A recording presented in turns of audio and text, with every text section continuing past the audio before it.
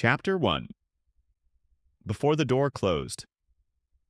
There's a strange myth people cling to about marriages that they end loudly. That when love dies, it goes out with a bang, a violent argument, a final fight where everything shatters in one dramatic moment. I used to believe that too. I used to think heartbreak was noisy. But that's not how mine happened. My marriage did not explode. It dissolved quietly like a whispered confession you only half hear. Looking back now, I can trace the beginnings of the unraveling, but at the time, none of it seemed like danger. When you love someone, you don't look for signs they're slipping away. You explain things away. You rationalize.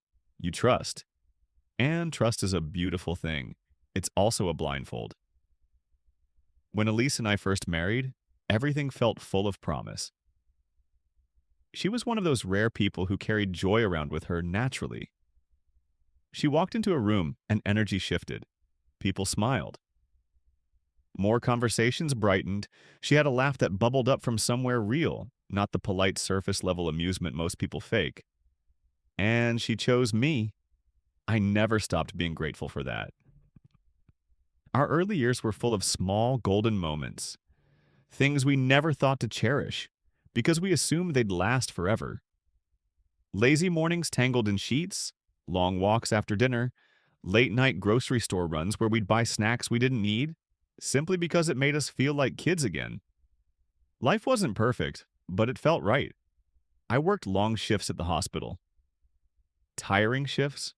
Sometimes I'd come home so exhausted I'd drop onto the couch fully clothed. But every time, no matter how late it was, Elise left the kitchen light on for me.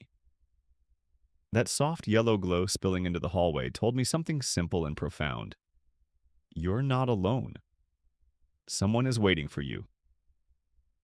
Funny how something so small can become the anchor holding an entire life together. But anchors rust. Lights go out. It started innocently enough, at least that's what I told myself. One night the kitchen light wasn't on. She said she fell asleep early. I didn't think much of it. Then it happened again. And again. Small things shifted, like tiny cracks forming in a vase you convince yourself is still strong. She became distant in ways I struggled to understand. Conversations were shorter. Her phone was suddenly something she protected, tilting the screen away when I walked near her. A new perfume showed up, subtle, soft, unfamiliar. She claimed she found it in a drawer. I didn't question it. I didn't want to. Love makes fools of us, but gently, so gently you don't realize you're becoming one. The turning point came on a Tuesday afternoon, one of those days so painfully ordinary you'd never expect it to carry the weight of a life-changing moment.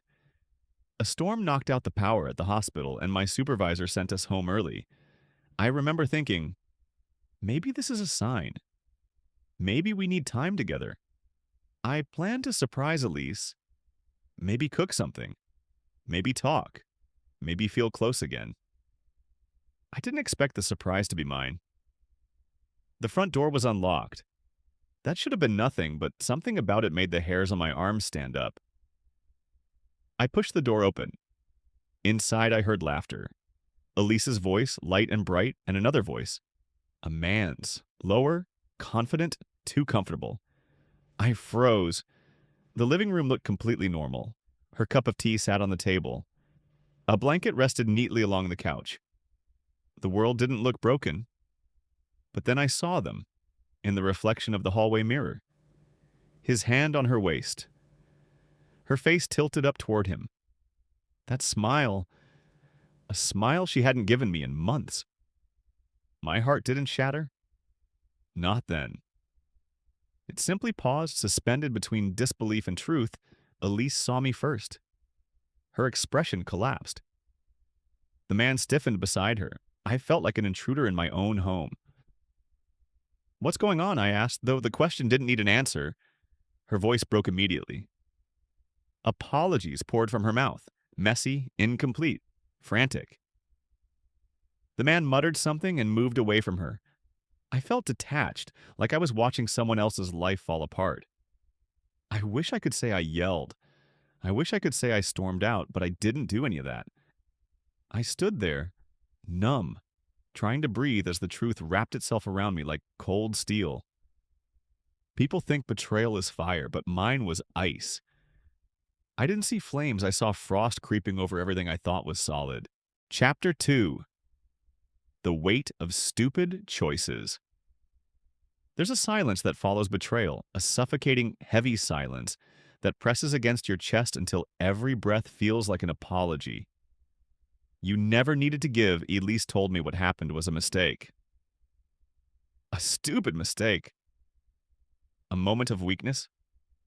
It meant nothing. But stupidity hurts more than cruelty.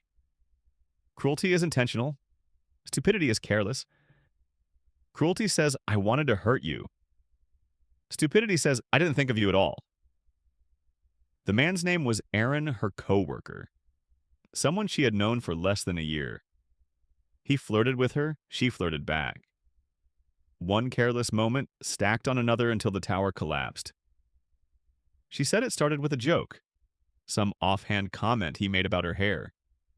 Something silly she laughed at. Something she should have ignored, but she didn't. And each tiny decision snowballed.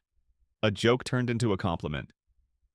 A compliment turned into a private conversation. A private conversation turned into emotional intimacy. And emotional intimacy turned into the truth I saw in the mirror. She cried as she confessed the details. Cried until her voice was raw, her face streaked with tears, her hands shaking. I sat across from her, feeling like a statue. Cold, immobile, numb. Her tears didn't move me. Not because I was heartless, but because I was hollow. In the days that followed, our home became a museum of ghosts. Every room carried an echo of what used to be. I saw hauntings in the mundane. The kitchen reminded me of Sunday mornings. The couch reminded me of movies she fell asleep watching. The bedroom, well, that reminded me of something I could no longer reach. She apologized constantly. Words slipped from her lips like water from a broken faucet. Unceasing. Frantic. I'm sorry. I'm so sorry. I'll do anything to fix this. But apologies lose meaning when they're used like bandages on wounds they caused. We went to couples therapy because she begged for it. I agreed because I didn't know what else to do. Therapy rooms always smell like lavender and surrender. We sat on soft chairs while the therapist asked us to communicate, to rebuild, to explore the wounds. But rebuilding trust feels like trying to glue a broken vase while shards keep cutting your fingers. I tried. God knows I tried. But forgiveness is not a door you walk through. It's a maze you wander. And some never make it out. One night I woke to find her sitting on the edge of the bed, hugging herself. Her body shook with quiet sobs, her voice barely audible as she whispered, "I'm sorry," over and over. She was punishing herself. But guilt punishes everyone in the room, even the one who didn't deserve it. Slowly, something inside me shifted. Not anger, not resentment, but realization. I wasn't healing. I was decaying. And the man I had been before the betrayal, he was gone.